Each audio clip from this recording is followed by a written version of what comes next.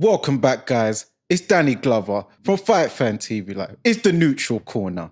And we've got a guest today, none other than Off the Canvas. You know where it is. Come on, bro. How's it Appreciate going? being here, man. I'm good, man. I'm really good, man. And yeah, man, just had to pull through for the brother. So yeah. Yeah, man, it was a bit of a nightmare one today. But my boy, Off the Canvas, he came in, saved the day, like the sixth man in basketball, NBA Jam, boom shakalaka. Come on, man. So yeah, man. Somali Superman. Let's go. Yeah, he's been on that spaghetti and banana.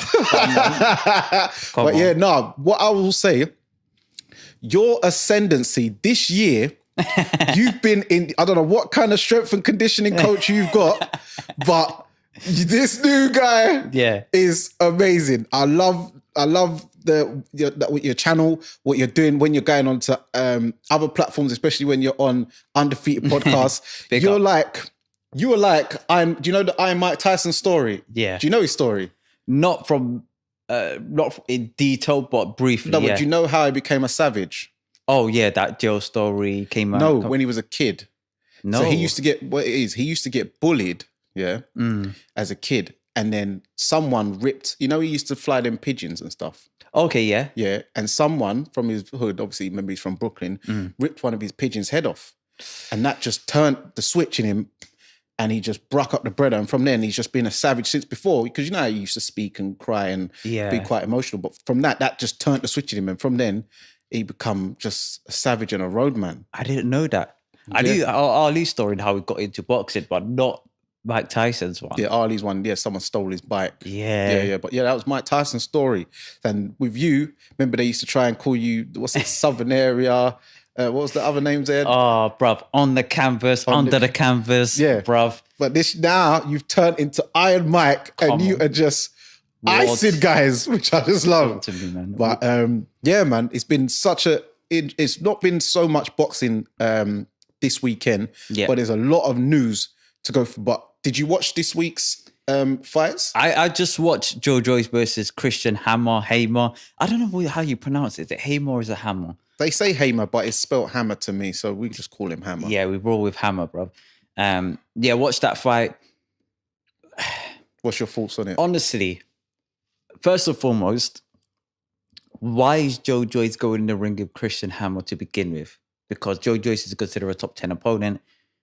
A lot of people would even put Christian Hammer in their top 20. No. So the matchmaking for that fight, I'm not too keen on. But he's been out there for a considerable amount of time. About a year, I heard. Yeah, and his last fight was Carlos Takam. Why was he in the ring really with Carlos Takam? Like, these are some of the questions that I want to get answered. And for me, Joyce is 36, 37 years old? 37, I believe. He's not got a lot of time left on the clock. In fact, he should be on this Chisora thing, trying to get the biggest fight as soon as possible. He's on this... like I'm a young fighter. Like if you going by his recent fights, you would have thought he was about Dubois' age. Yeah. Really and truly. You would have thought these are all learning fights. Or like, he will try to make adjustments and improvements in his next couple of fights so that he'll be ready for a world title. This guy is 36, 37 years of age. This guy should be, literally, you should roll the dice with him. And then, What happens where the chips fall. But what I will say is, remember, he was scheduled to fight Joseph Parker. But then... That story. Yeah, that story is a bit nuts because then all of a sudden there was an injury, which seems quite dubious. And then Parker signed with Boxer. So... It wasn't, do you know what? It wasn't an injury. I think it was Joseph Parker or Andy Lee. His missus was going to give birth on the week or scheduled to give birth on the week of the fight that they were going to take place, and they wanted to move it for an extra 2-3 months. Following up from that, he then signed with Boxer. And for me, I don't see, for Joseph Parker, for a guy who's just 30 or about, I think he's just a bit under 30. He's 30. Yeah, he's 30 years of age, and he wants to get in those big fights. Signing with Boxer for me, where once you sign with them, you are now the best boxer or heavyweight boxer on their platform, to me makes no sense. Because if I was him, I would have stayed with Eddie Hearn and being patient. You see, sometimes the grass isn't green on the other side. Sometimes, and it's really with Joseph Parker. Currently, with Tyson Fury out in retirement. Yeah, Joe Joyce is currently the best heavyweight on Frank Warren's platform. Yeah. So if he wants the best fight, and Frank Warren really is looking like one of those people that don't want to be collaborating with other people, then he's got to move as well. He's got to move to, for me, if you're a heavyweight, it's beneficial to probably go with Eddie. Eddie's got Usyk, Eddie's got Joshua. More than likely, he's got Dillian White, even though it's on a fight-by-fight basis. Those are what the top 3, 4, or amongst the top 3, 4 heavyweights in the world. Yeah. Or top, and he's got better, those like, I wouldn't say the underlinks. So better opponents. When you're chief support or on a good card, you've got better heavyweight opponents. Whereas if you're on Boxer, as you said, Joseph Parker's the best heavyweight, but who is his collision course there? There is none. Fury. But he's already beat him. And that was very one-sided as well. Huey was on the run like the whole night. I don't get it from Joseph Parker's standpoint. I don't get why, especially why next, because for me, if I was him, I would be doing everything I can to schedule the Joe Joyce fight. Because Joe Joyce is in good, he's ranked quite highly in a lot of governing bodies, and he's number 1 in the WBO. Makes sense for Joseph Parker to fight Joe Joyce. So why would he do things to sabotage that fight and go in a platform where there is not a lot of top-level competition of heavyweights in there, if that makes sense? So it's bizarre. But on Joe Joyce's performance against Christian Hammer, I think Joe Joyce is slowing down. Yeah. I think his punch resistance appears to be weakening to an extent, because I think the shots that he was taking against Christian Hammer were affecting him more than the shots he was taking against Dubois, which leads me to believe that over time, gradually his punch resistance has been weakening, and therefore I think he's got to be in the top level. And this is Christian Hammer. I wouldn't say he's extremely powerful. No.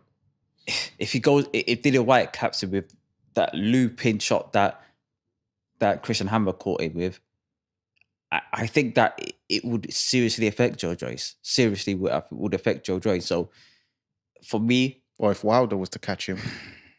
Wilder. What's Wilder doing nowadays? He's got a hot song for the summer. Come on. Afro beats. I actually like the tune, to be fair. Have you heard it? I've heard it. It's decent.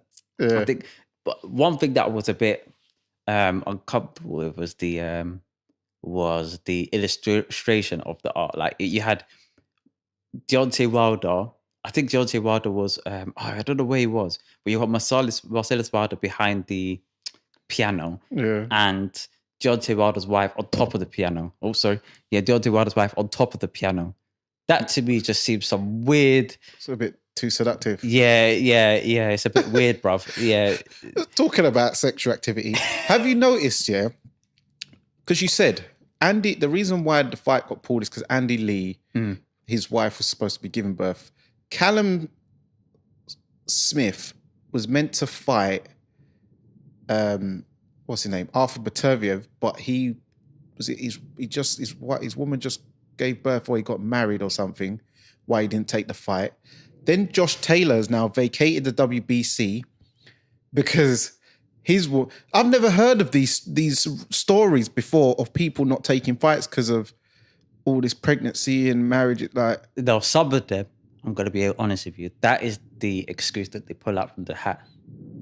That's not the real one. The real one is that fight's not making me enough money for me to, push my wedding backwards. And really and truly for me, I don't really want that fight. So what's the best excuse I can use? I'm getting married. Yeah. Whereas I guarantee you, if Josh Taylor, for whatever foreseen circumstances, was fighting a prime Floyd Mayweather, would he be... Or Terence Crawford. Or Terence Crawford would be turning around saying, I'm getting married. Could we push that fight back? All of those, to me, are excuses as to why you don't want to take that fight. Like, imagine you had a Premier League footballer turning around and saying, "Oh yeah, the reason why I couldn't play in the Champions League final, you know what, me and my wife are getting married, so yeah, I couldn't really turn up to that final. So yeah, all the rest of the guys have to hold down the fort." Well, a lot of the fans will be like throwing shade at them. Yeah. I think that if boxing wants to be treated as a sport, we have to treat the boxers as sportsmen and women. And if we have to treat them like sportsmen and women, we can't let them effectively pull out of competition for reasons outside of them not being able to compete, if that makes sense. Yeah. And I'm not, of course, for me, those include mental health struggles. I know some people don't like Ryan Garcia pulling out a fight because of that. For me, that is a viable reason as to why you can't fight. Mm. I like things like, for example, like I'm getting married, bruv. You are the undisputed, what was it? Super lightweight champion, or was it light welterweight? Yeah, champion of the world, undisputed. So you can't call the wedding venue and get pushed back a couple of months. Come on, he's got the money to pay the little what do you call it? The little excess fee, like, and lose a deposit. It's not. Come on. And I know many fighters back in the day who missed, and even recent times, missed the birth of their child, because, and their woman understands, because this is for the family's future. Yeah. And that is what drives them in the gym, when they're like, I've had to miss the birth of my child, and I've gone in there and I've done, and then from there they just rush to the hospital. The next day you see them, oh yeah, It happens. These are the sacrifices you have to make when you're in the Premier League of boxing. Yeah. I'm telling you, this is elite level sports. This is the creme de la creme. Like, yeah, it's Champions League. It's people fighting for Ring Magazine. Purses people will never see in their life. Even if you're not, it's just, you're meant to be trying to achieve your dream. Sometimes you have to make these sacrifices, which will hurt. Yeah, but absolutely. In the long run, your family will understand. Do you know what I mean? So it's mad. But also, did you watch the upset yesterday afternoon? I caught it today. I watched it today. Jai Opetaia, the Samoan Australian, he beat Mairis Briedis. No, I didn't see that, but I heard about it. I heard about that fight. For me, this is why I'm warming to the idea of people like, for example, Anthony Yard risking it and going for world title. If you stay around this sort of zone and start lingering around too long, you could get beat. Yeah. You could get beat.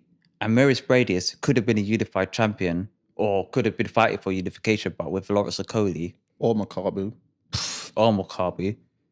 But opted to fight opetaia, which, to my understanding, I don't even think that was that even a mandatory? Nah. Not that I know of.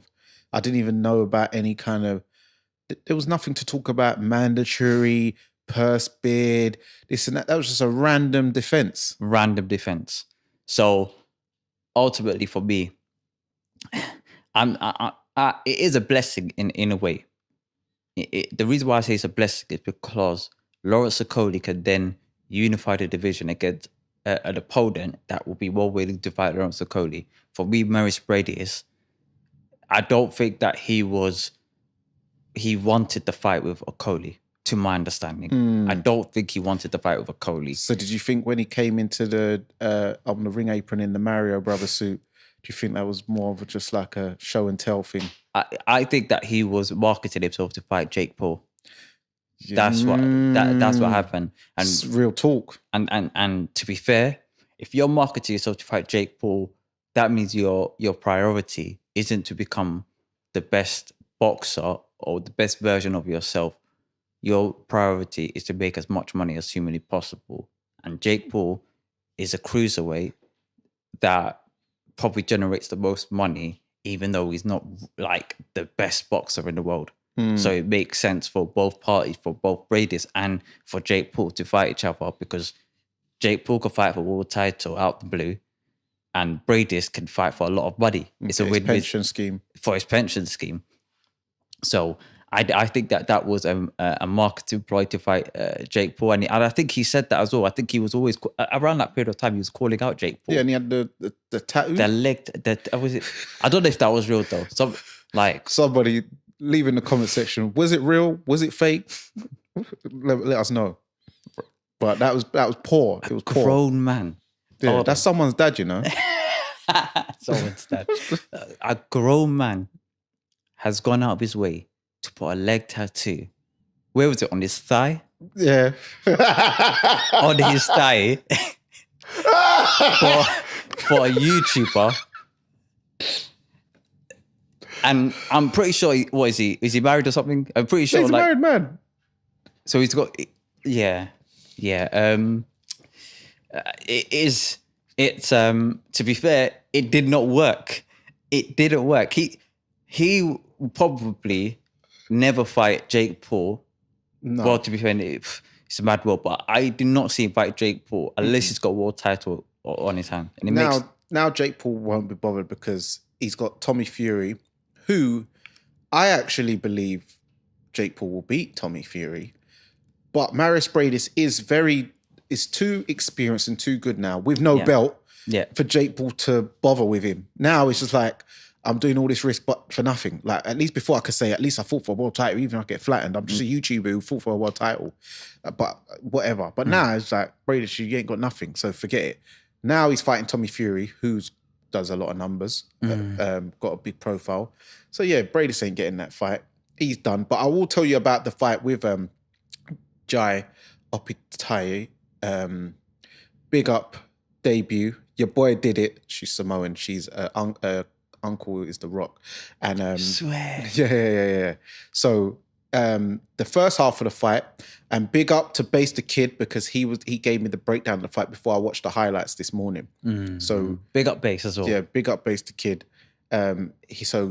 Opetaia, he won the first half of the fight. He fights quite like Joseph Parker, you know, but he's a lot faster and more skillful, I think. He kind of even has the same shorts and obviously the same heritage background type thing, the Samoan. Very good boxing skills, counter uppercuts, very fast 1-2s, very got the amateur feet, very springy for a cruiserweight, and he's about 6'2", 6'3", very good boxing skills. He broke Briedis' nose in the second round. Yeah, his nose was still bleeding like when he was in the change room after I was talking. And then in the 8th round, Briedis caught him and broke Opetaia's jaw. And he had to survive that until the 12th. And in the 11th round, Briedis was letting off some serious shots. And as Base the Kid said, because he said it to me, and I hadn't watched it at the time, but then when I did watch it, I agree. The only reason why Opetaia was still standing in the 11th is because of his Samoan genetics. Because you know them man are tough.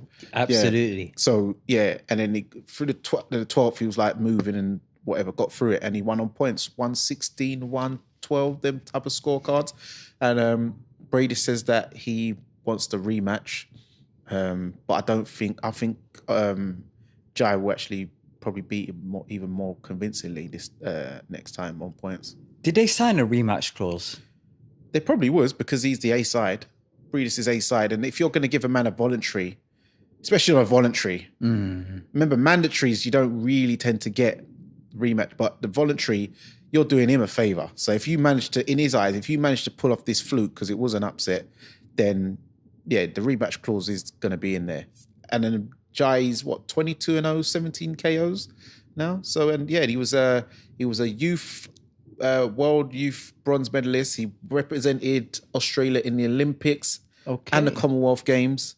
So he's a very decorated amateur. That's another thing I keep saying. This amateur pedigree is very important when you're going to world level. And yeah, he shocked the world. I seen him fight a couple of times, blow over like any journeyman though, like these guys 7-2. So that was a massive step up. I was surprised he won. And he mashed up my accumulator last night actually. But wow, I'm happy for him. Wow. For me, that's why in boxing in general, you've got to roll the dice. And this is why I'm always harsh on people like Joyce. You're at your age. If you don't roll the dice, you just keep lingering around. Bro, another version of Christian Hamill could just clap you and you're out. Yeah. So I'm happy for opetaia, but for me, I'm excited for Lawrence Okoli. Lawrence can go in the ring and unify the division. Well,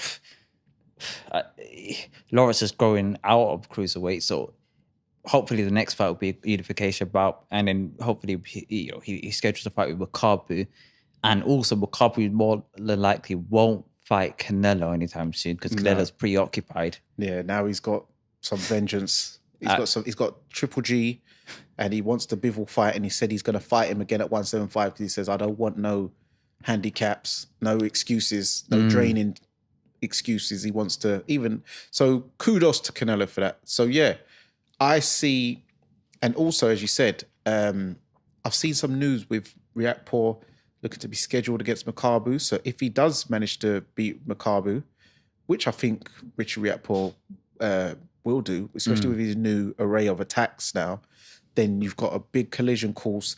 Because I'm seeing these. Did you see that interview with Lawrence Okoli the other day on the Boxing Voice? Yes. So what's your thoughts on that? Because that was very interesting. Wow. I get the impression that Lawrence is frustrated with 258 and frustrated with Eddie Hearn for not securing the unification belts. He doesn't. From what it sounds like he's made the decision to leave them. I don't know whether the opetaia fight may change his opinion on that. To be fair, if Lawrence leaves them, who is he going to go to? Because to my understanding, I think 258 are one of the best people to work with in terms of management companies. Yeah. And Eddie Hearn as well. Who is he going to go to? Boxer? And then what is he going to do afterwards? What, go bridgerweight and then go heavyweight? Well, what's he going to... Someone... I said to because someone said to me, what's he going to do? And I said, wait, if he goes boxer, and then I don't know if... Shane and Barry's been in his ear to sign management deal with Cyclone, but that spells bad news if he does try to do that, because anybody who has done, they've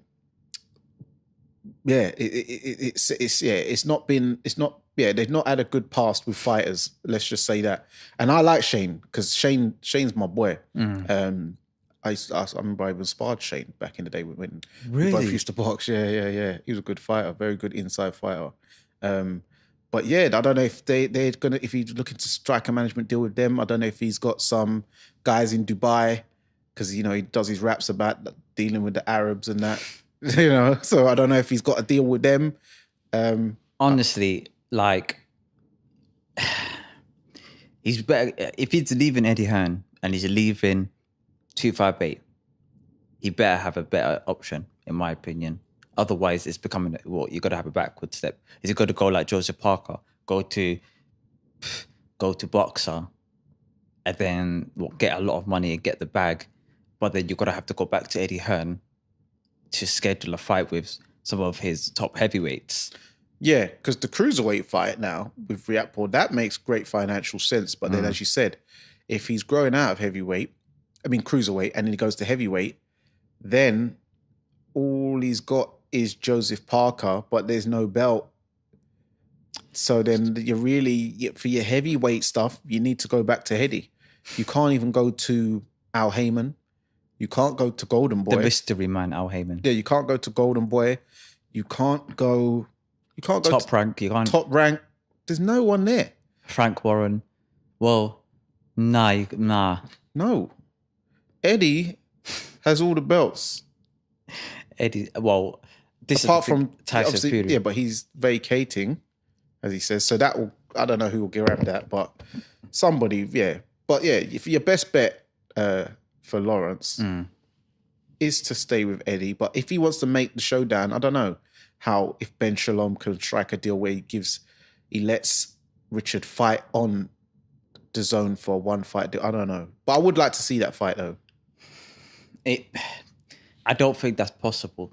And the reason why I say I don't think it's possible is because I think that Sky Sports want to have a lot more influence on the whole show more so than DAZN do with Eddie. And I don't think that Sky Sports are the individuals to turn around and say, listen, like one fight, which is probably their biggest fight on their platform, one of the biggest fights they could possibly make on their platform, to go on to DAZN. But then you come back afterwards. For Sky Sports, it doesn't make sense on their part. And I understand it. And I think that for Okolie, I think now is just a matter of patience. You know, sometimes where you're hearing people who are going through like marriage problems, sometimes they may have that little hiccup, that little part of their journey, and then they may have to seek therapy. They may have to be a part of marriage counselling. Yeah, exactly. A 2-week break. And then they stay together for another 10, 20 years. I think this is probably the case. Yeah. With Okolie, Eddie, and AJ, which I don't understand, because AJ and 258, like, if there's anyone, I think there's a lot of boxers queuing up to join 258. Of course. Or selling, or, you know, handing in applications and hoping for the golden ticket. To leave that environment, it makes those, unless he started his own thing. Yeah, but to me, that's not very good, because I was at his last fight against the Polish guy, where the Polish guy sold most of the tickets. Was it Sislak? What was his name? I think it is Sislak. Yeah, it might have been Sislak in the O2. And AJ came out of him with Israel Adesanya, who also won last night, against Gerard Konia. I'm not UFC Gerard man, but yeah, I know he won last night. Yeah, he won on points. Also, let me just get through the UFC. Alexandra Volkanovski beat Max Holloway on points. My boy Sean O'Malley, it was a no contest due to an eye poke in round 2 against Pedro Munoz. But yeah, Israel Adesanya came out with him to that big Burna Boy tune. Don't move like a disco. With Kamara Usman in the video as well. So yeah, they've put in 258 put a lot behind him, because I imagine Anthony Joshua had the influence to get Israel to walk him out as well. You know, had the big flag, the whole Nigerian movement. Like, it seems 258, they're doing a lot to try and build Lawrence's profile, because he struggles to cross over for some reason. Yeah. I don't know what it is though with Lawrence Okolie, because I think it's tough, because he's doing from the outside looking in. He's got like he raps. He's a cruiserweight champion from Nigeria. He had a rap star girlfriend. Yeah, Miss Banks. I remember. Yeah, yeah. So he had the whole imagery. You know, he had it. Yeah, he was ticking a lot of boxes. He's ticking a lot of boxes, but he wasn't on pay-per-view. But Dillian White was. And if I had to put Dillian White and tick a lot of his boxes compared to Lawrence Okolie, Dillian would probably tick a lot less. Yeah, So marketability-wise, yeah. Marketability-wise. So for me, I think it just boils down to the division that he's in. He's part of the cruiserweight division that isn't well marketed, because after him, Briedis was doing the Super Mario thing. Who's the other one? The other champion, I forgot his name. Makabu. He's just behind people, you know, the back of people's minds. And then everyone kind of remembers Makabu from getting like iced by Bellew as well. So, exactly. Yeah, exactly. no one really thinks of him. And also, Lawrence did move through the ranks quite fast, because he had that domestic dust up with Lawrence, with Isaac Chamberlain, yeah. when they were both due for big things very early. So it kind of left him like, you ain't really got many guys to even get through now, because remember, Lawrence, he elevated himself so quick. By the time guys like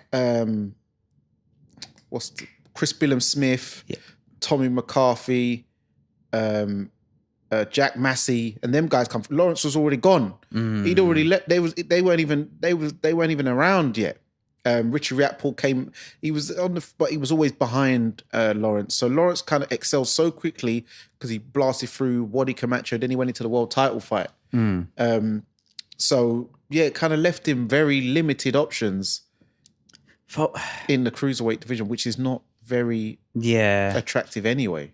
Yeah, I think if you are managing Lawrence's career, it's a very difficult decision you've got to make.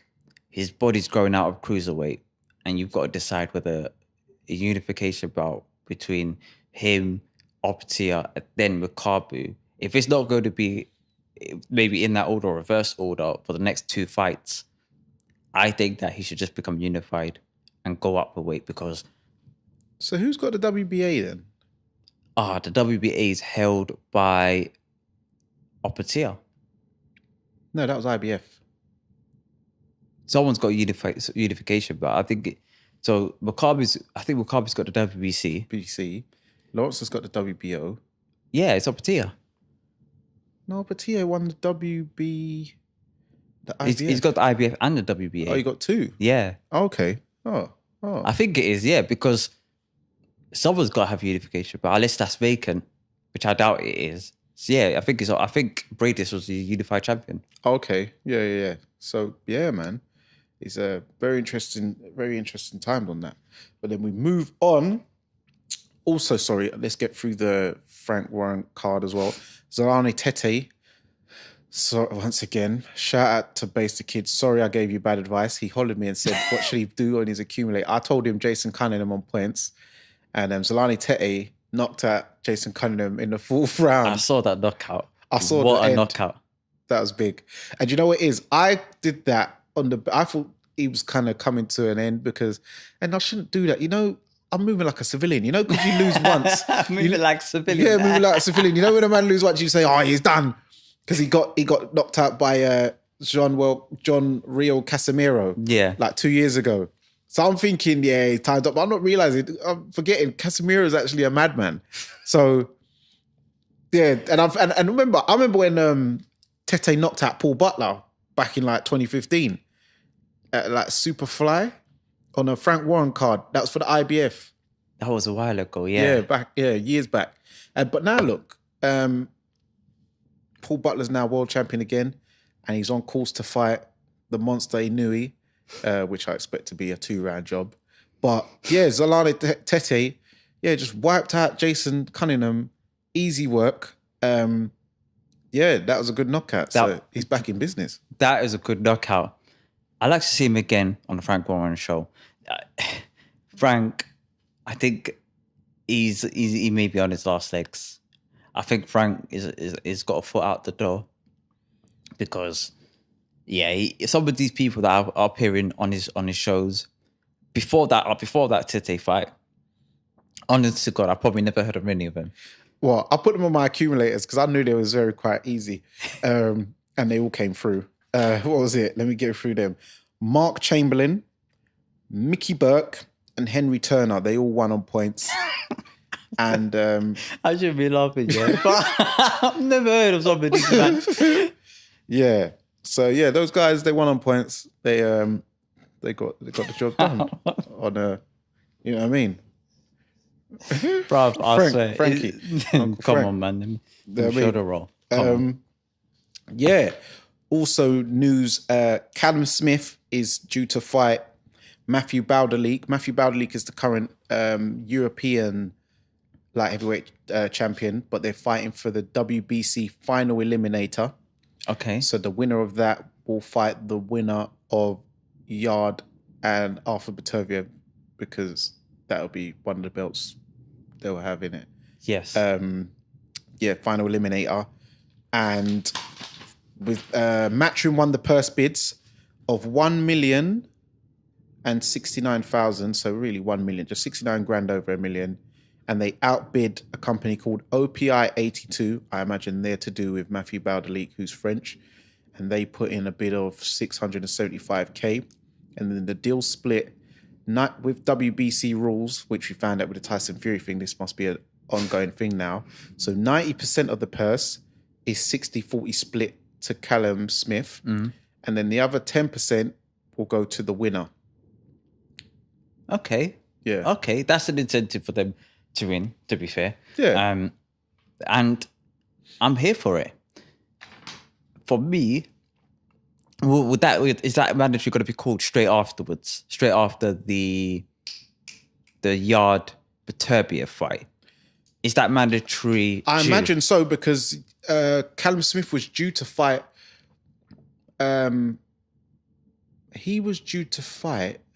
Or actually, he was called to fight Joe Smith Jr. for the WBO.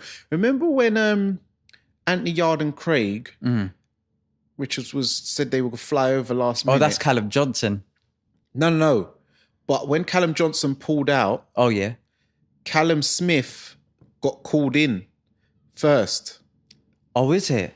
Yeah, no. So before Callum Johnson got the fight, Callum Smith was meant to fight Joe Smith Jr.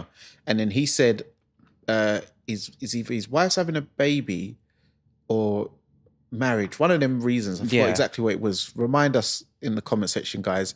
And then Callum Johnson, that's why he got plucked randomly, because he weren't mandatory. Because remember, Callum Smith just knocked out Castillo. Yes, Lenin Castillo. I think that was at the AJ fight on the undercard. Yeah, so that's how he got. That. He got called for the Joe Smith Jr. fight. Then Callum Johnson got it. He got COVID and or injured, and then that other guy got brought in. But so this will be for they'll fight the winner, because Anthony Yard, he was meant to fight Joe Smith Jr. for the WBO, but Joe Smith Jr. just got beat by Beterbiev. Yeah. So now Yard fights the Collector in Beterbiev, and then the winner of this, I imagine, will get called for the next person's mandatory defense of the WBC between Beterbiev and Yard. Is Callum Smith? Well, I don't know anybody that would be ready for Beterbiev, but should Beterbiev beat Anthony Yard, would Callum Smith even be ready for that? Because Callum Smith's had one fight at light heavyweight. Yeah, one fight. I know he was a former world champion at 168, but the 175 division is stacked. That is one of the most stacked divisions, and probably anybody amongst the top 10 in 175 could probably become a world champion at 168, really and truly. And I don't necessarily think he's ready for world title shot yet.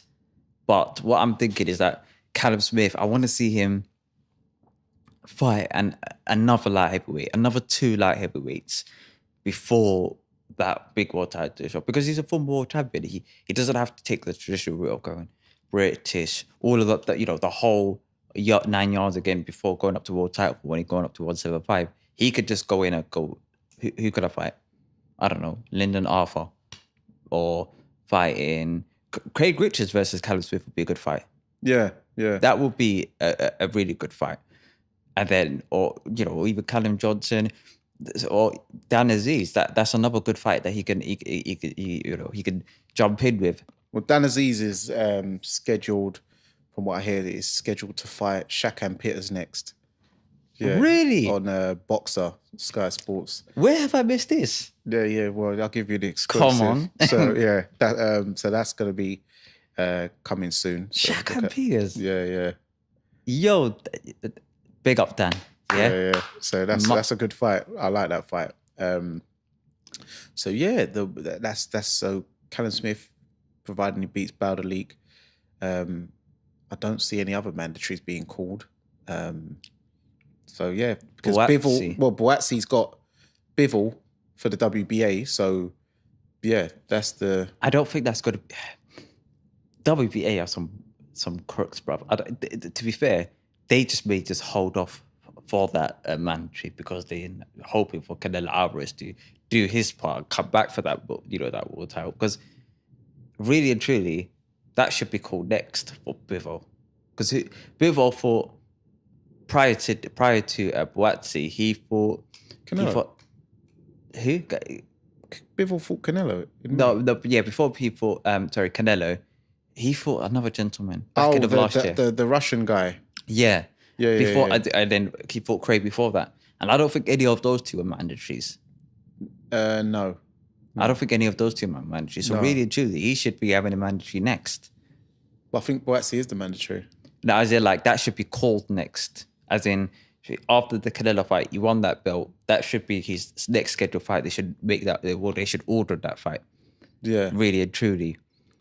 But I think that they're waiting for that Canelo payday. So I don't think that fight's going to be called anytime soon. The reason why I do think it is because that October month, it seems everyone's booking themselves in. So Canelo's going to fight September for the Mexican holiday. September 17th, Yeah, versus Golovkin. So, and then Boazzi is due to fight Bivol October 22nd, around that October time. Yeah. And Yard is due to fight Beterbiev, I think October 22nd. I think it's October 4th. Oh, October 4th. Okay. And Boazzi is due to fight Bivol the 22nd. So Bivol, let's go with the champions. So Bivol, Beterbiev are both due to fight in October, and Canelo's going to fight September. So that way it leaves free reign for all them to get a fight in. Yeah. Because it's not like, oh, Canelo fights here. Canelo ain't going to be ready to fight you, so there's no point waiting. You might as well get a fight in between. Otherwise, you're gonna come off a bit of a layoff while Canelo's, I imagine he's going to beat Triple G. But that's not a foregone conclusion. It's not, especially after Triple G Murata performance. People say, oh, he was getting hit and looked slow, but Murata is a good fighter, and he still got the job done. Triple G didn't look slow and old. He looked ring rust. Yeah. That's what he appeared to be as. And there's a big difference. And you could tell because the first half of the fight, he looked like he had a slow build. It looked like it was slow to get in. And then once the oils were all tuned up, once he was ready to go, once he's proper warmed up, he was just flying after that. And I think that, because I think prior to that, I think he was out the ring for a considerable amount of time as well. Mm-hmm. So he looked ring rust to me against Canelo. And this is what I've been saying about Canelo for the last year or so. Last year, maybe a year and a half. Canelo Alvarez hasn't looked good, really and truly, for quite some time in the ring. He's been relying heavily on his power. Yeah, one-trick ponying, basically. Just walking man down and blasting. Absolutely. His performance against Bivol, that was, to be fair, that was really common if you think about it. And the telling signs was the Caleb Plant fight before that, where I had him losing on points before that knockout came. So did I. And me and Craig Richards stayed up to watch that fight. Craig's like, no, he's hitting him. No, I'm like, he's missing. We was arguing, but obviously Craig got the last laugh because he knocked him out. So he can always say, see, he was up on the cards. I was like, oh, no, he wasn't, but he was got down the win. So yeah. He was down on the cards for me then, and he lost a few rounds against Billy Joe Saunders. A couple rounds here and there. And I think I still had him up though, because Billy was getting a bit of a hiding. I gave Billy a couple of rounds where he managed to fiddle, but other than that, but still, he was still relying on backing Billy up and whamming him to the body. Exactly. And against Callum Smith before that, it was pretty much he fought Anthony Yildirim. Oh, come on. That just took care of him easily. Prior to that, Callum Smith was a very similar circumstance where he was over reliant on his power. Yeah, and blasted his arm out. And I always said that the person who beats Canelo Alvarez isn't. A lot of people say, yeah, you have the power, like you have to have the power to gain his respect. No, you don't. You need to take his punch. Yeah. Once you take his punch, it's like punching Luke Cage. Nothing. Literally, all he's got to do is punch you more times in the head, and he's won the fight. Some things are just so simple that you don't need to go into micro details of it. Canelo Alvarez, if you could take his punch, all you got to do after that is jab and move.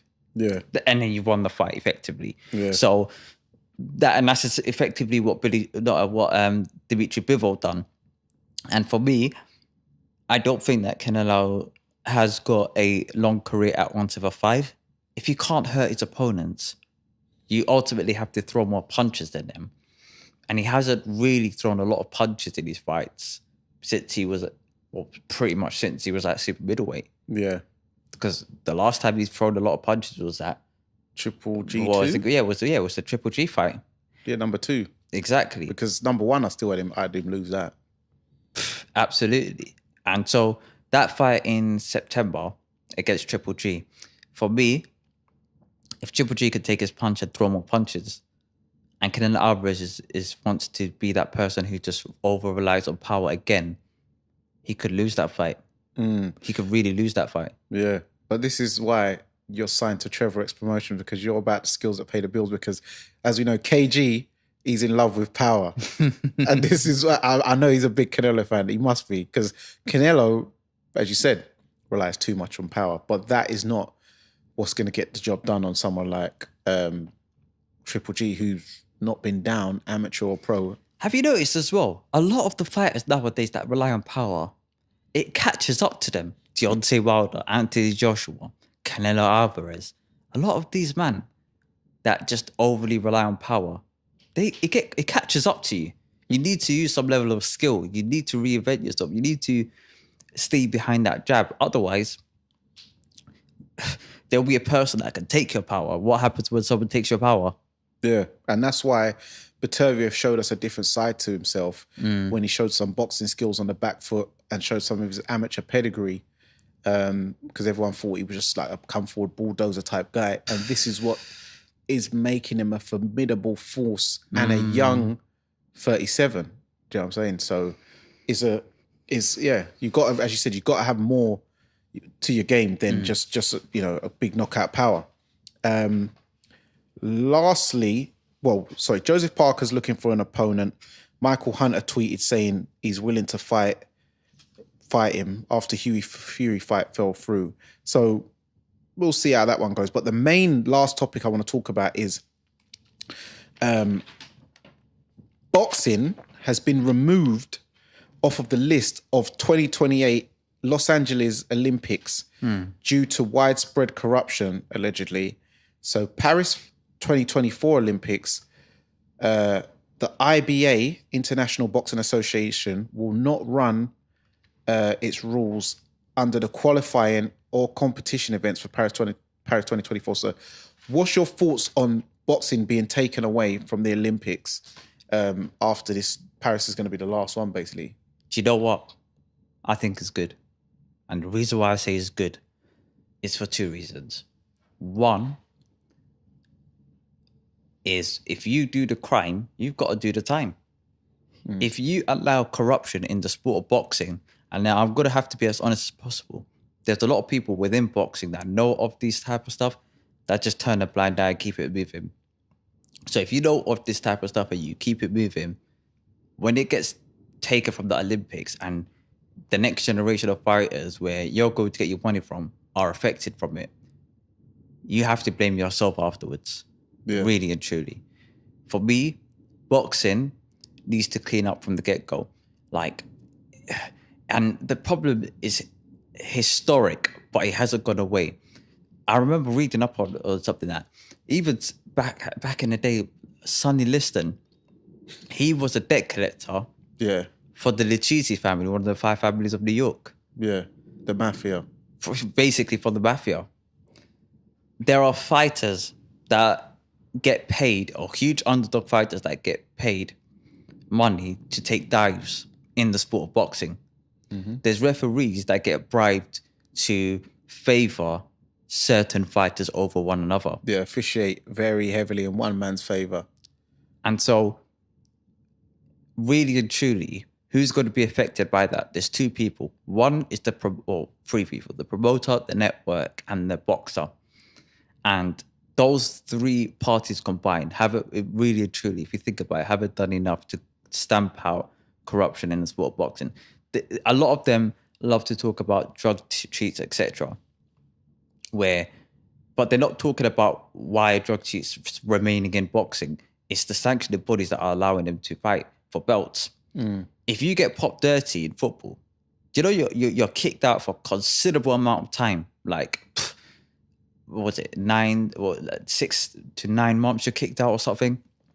If you're banned in boxing, you take a light vacation, a couple a couple, tequilas in Jamaica, come back a new man, and then you get you get your scheduled bout again. Cancun.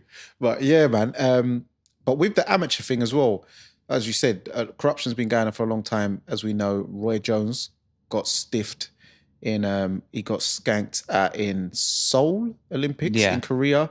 Floyd Mayweather, he got bumped in the Olympics. Joyce, many people feel he got done over in the finals versus Tony Yoka. Anthony Joshua, if you remember him in the opening heats versus Savon, Joshua, he didn't win that. Savon got bumped. I couldn't believe the scorecards after every. I'm like, this is a joke. Anybody go and watch. It's not Felix Savon, it's his nephew, Eris Landy Savon, the same one who knocked out Lawrence Okoli.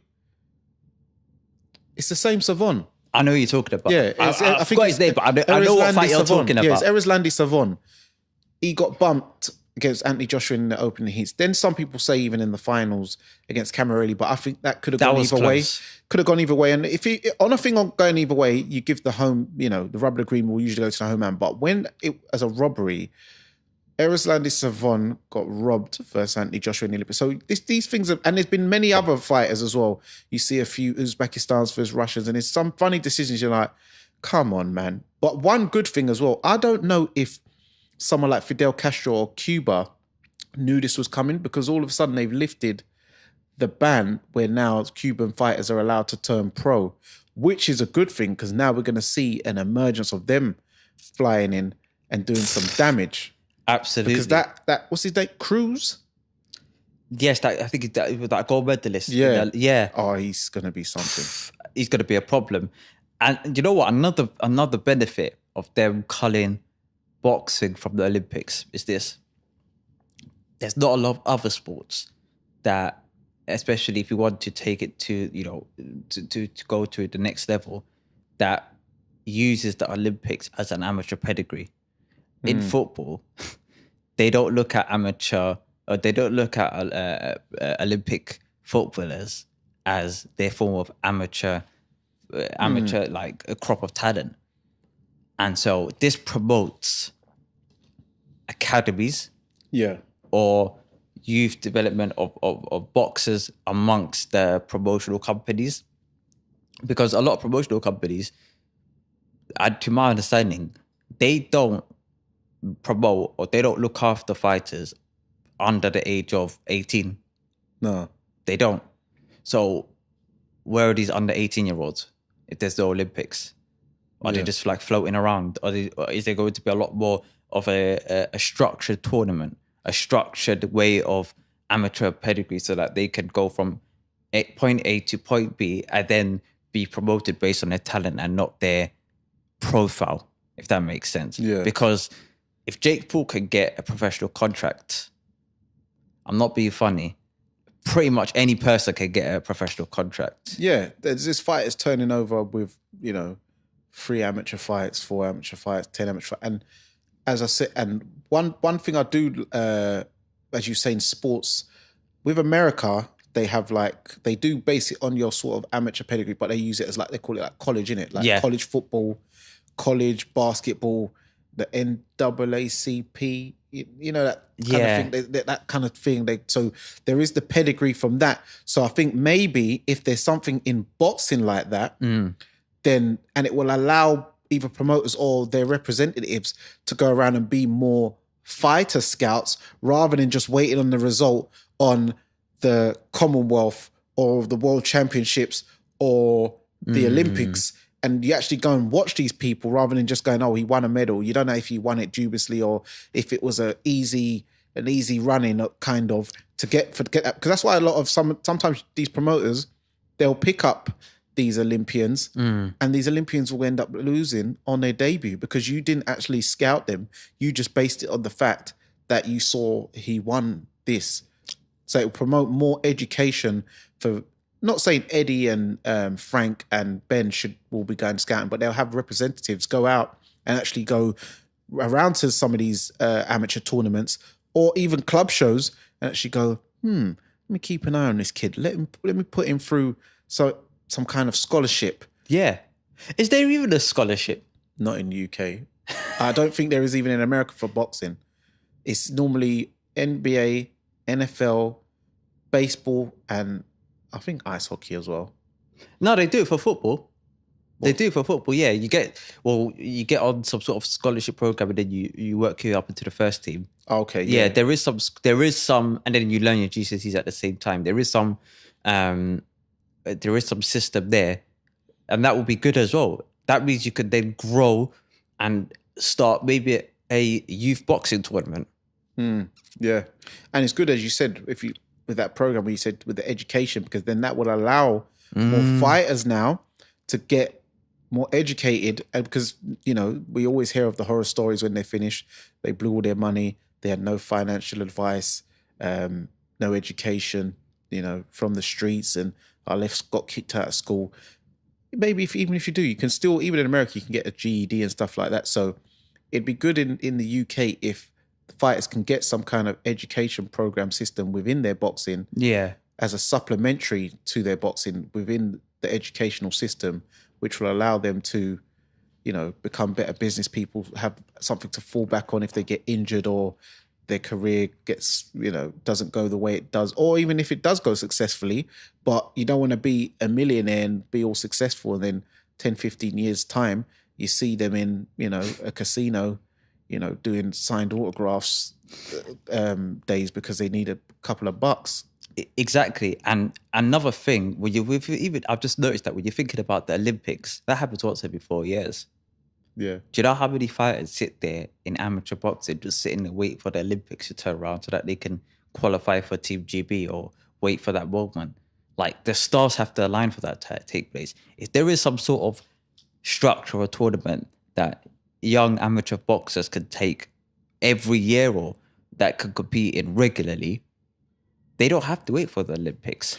Also, it's not even always based on your achievements, how you get into the Olympics. Because a prime example, I was telling somebody the other day. Now, I remember when I was boxing, the famous story of James DeGale and George Groves. I'll tell you where this all really stemmed from now. I'll give you the history breakdown. Now, James DeGale is my age. He was in my age group. He won the ABAs 2 years running at 18 and 19 years old. I remember in the first Northwest Div stage, he boxed Jamie Morrison from All Stars. Pugilist knows Jamie Morrison. Actually, FFA knows Jamie. Brian John, who runs the Haringey Box Cup, Terry Kelly.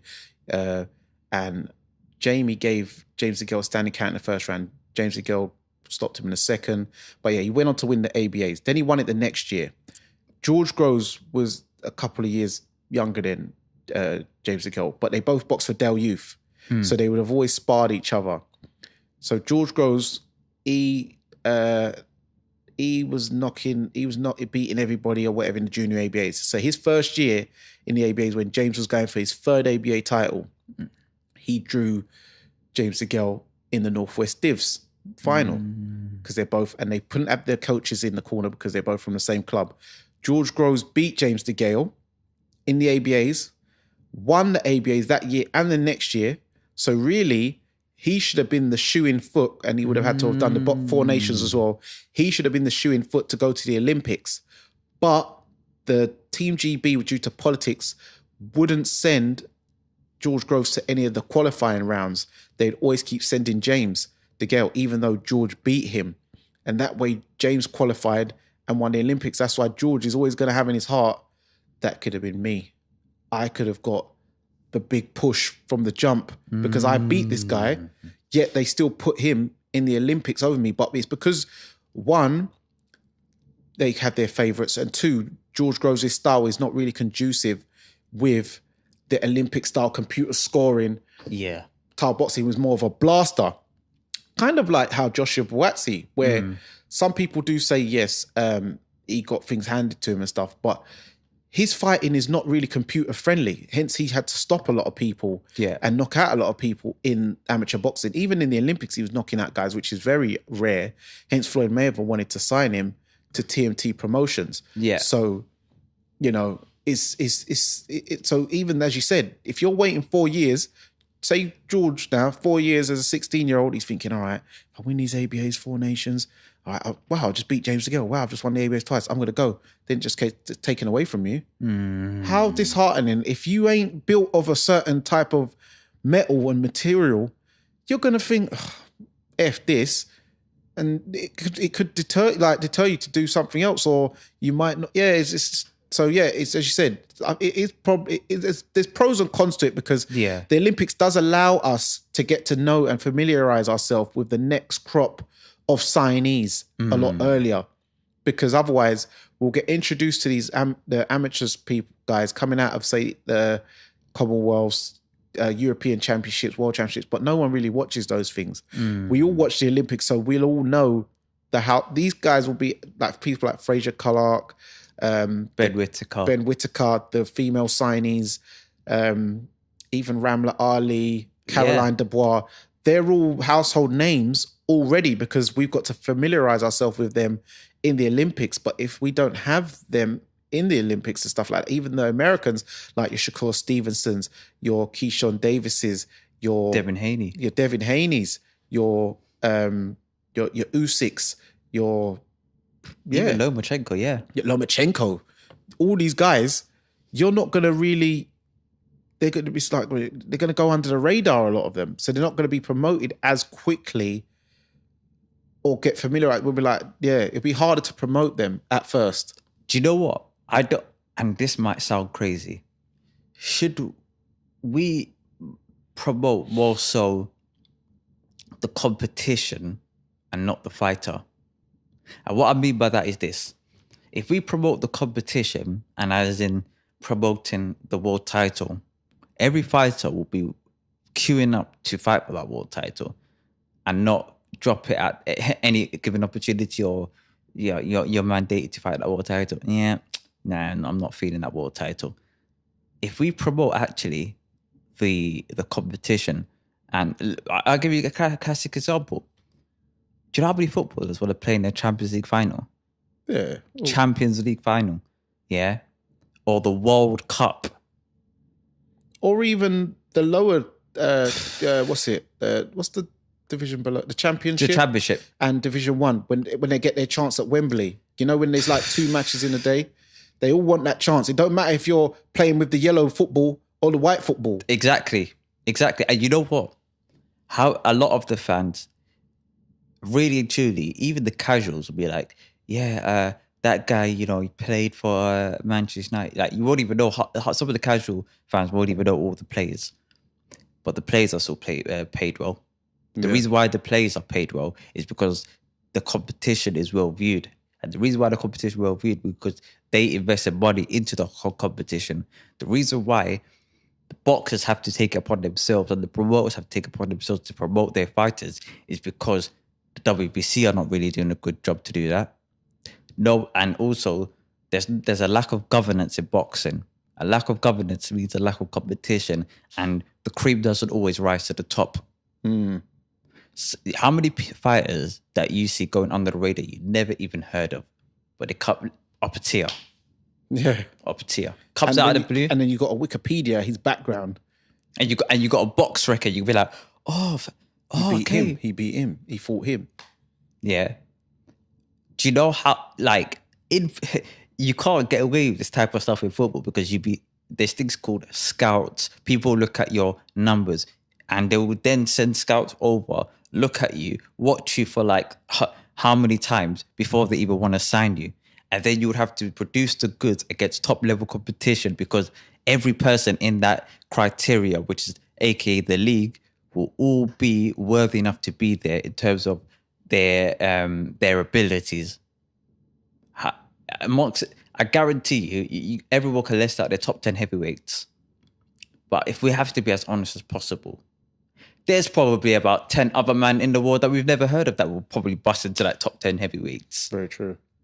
Yeah. There's a man that we never ever heard of that will bust into the top 10 heavyweights. So is it the top 10 heavyweights or the top 10 marketed? Yeah. Because box rec is even different to reality. And then even that is about the push, the promotion, the marketability. But yeah, it's very true indeed. Absolutely. But yeah, guys, I think that's a good wrap up. Come on. And thank you so much for coming on, man. Much love, bro. Love, man. Yeah, man. Love for coming on. But yeah, guys, so that's another episode of the Neutral Corner. It's Danny Glover with OTC Off the Canvas. And remember, persistence beats resistance. You know where it is.